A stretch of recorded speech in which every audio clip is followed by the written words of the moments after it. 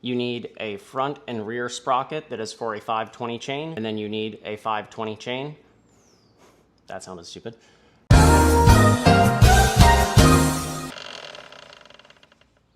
So here's everything you need to know about 520 conversions. The numbers for the chain identify information about it. The first digit is the pitch, which is the distance between the pins, and the next two digits are the width of the chain.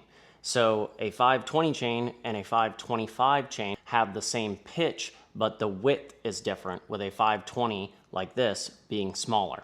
So in my case, doing a 520 conversion reduced the weight by about 1.1 pounds.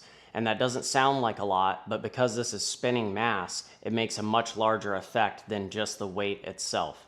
And thanks to some fun math and physics, you can actually roughly calculate that difference. So going to this 520 conversion reduced the amount of inertial energy it takes for the engine to spin the components by about 20%.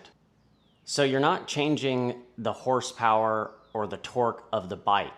You're just making it more efficient. Another way to think about it is if you had a really tight bolt and you had to remove it with a small wrench and then a really long wrench. How tight the bolt is doesn't change, but how much work you have to put in to remove it changes significantly. And it's the same concept with a 520 conversion. So you only need three things to do a 520 conversion.